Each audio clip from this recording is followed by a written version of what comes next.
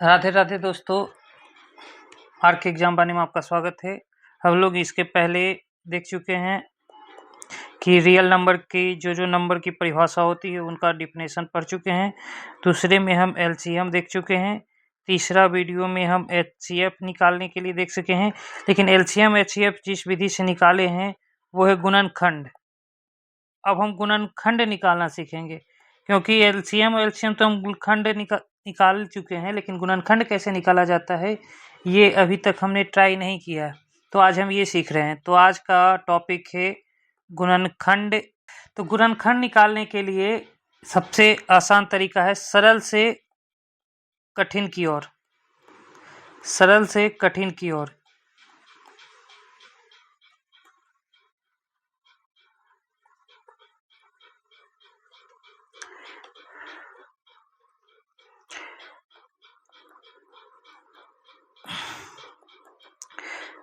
गुणनखंड निकालना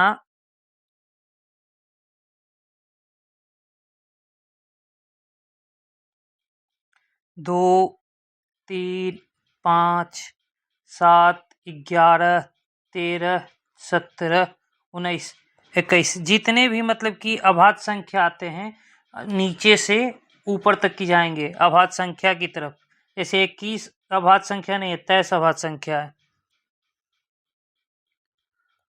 और तब तक निकालेंगे, तब तक खंड करते हैं, तब तक खंड करते रहेंगे जब तक कि एक न प्राप्त हो जाए, एक प्राप्त हो जाए। तो चलिए अब हम लोग शुरू करते हैं पहला एग्जाम्पल से। तो पहला एग्जाम्पल इसका 12 अगर लेते हैं तो 12 को देखिए यहाँ से निकालेंगे 12, 2 से 2 छौक 12, फिर 2 से 2 तिहाई 6, फिर 3 से 3 1 आ गया। अब आगे नहीं निकालेंगे। 2 गुने 3, इसको दो विधि से लिखा जाता है, 1 2 के पावर 2 और गुने 3 के पावर 1। इसको इसलिए लिखते हैं कि एलसीएम के लिए हाईएस्ट कॉमन फैक्टर लिखा जाता है और एलसीएम में हाईएस्ट कॉमन फैक्टर लिखा जाता है, लेकिन सभी नंबर का लिखा जाता है। लेकिन एचसीएफ में आपको उभयनिष्ठ संख्या का ही हाईएस्ट कॉमन फैक्टर लिखा जाता है। इसको आप हमेशा ध्यान रखिएगा। अब हम 24 का निकालेंगे, तो 24 का यहाँ पर निकालेंगे तो 24 हो जाएगा 12 दूनी 24, 6 दूनी 12, 2 तिहाई 6, फिर 3 एकम 3। अब फिर यहाँ करेंगे 2 इंटू 2 इंटू 2 इंटू 3, 2 के पावर 3 गुने 3 के पावर 1। अब अगला एग्जाम्पल हम लोग देखते हैं। अगला एग्जाम्पल 30। अगला एग्जाम्पल 30 में हो जाएगा 2 से 15 दूनी 30, फिर 2 से तो 15 कटेगा नहीं, तो फिर 3 से ट्राई करते हैं। 3 पचे 15, फिर 5 से 5 एकम 5, तो ये हो जाएगा 2 गुने 3 गुने 5। ऐसे ही अब हम लोग चौथा ट्राई करेंगे। चौथा एग्जाम्पल 40 का निकालते हैं तो यहाँ हो जाएगा 2 के 20, 2 20 से 40, 2 दहे के 20, 2 पचे 10, 5 एकम 5, 2 गुने 2 गुने 2 गुने 5 गुने 5 ही गुने के बाद कुछ नहीं, तो ये हो गया। अब हम इसको ऐसे भी लिख सकते हैं 2 के पावर 3 इंटू 5। अब देखो 5 के ऊपर अगर कुछ नहीं लिखा है तो पावर 1 मान भी सकते हैं और नहीं भी लिख सकते हैं, दोनों कर सकते हैं।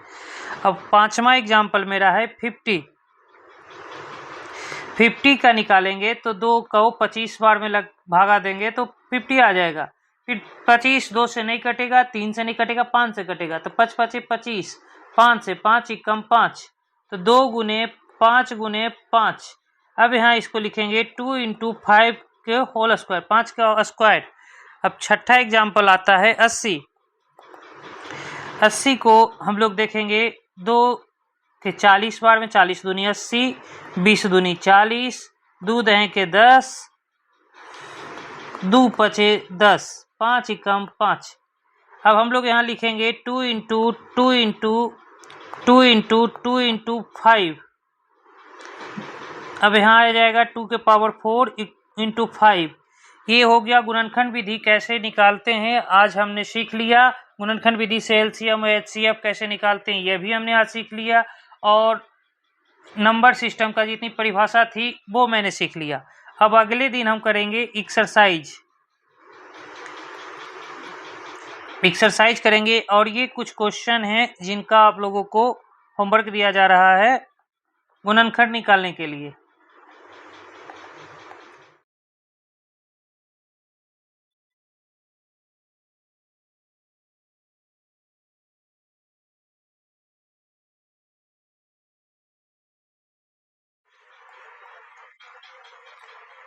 थैंक यू, धन्यवाद। अगर आप लोग 10th का मैथ पढ़ना चाहते हैं तो हमारे चैनल को सब्सक्राइब करें।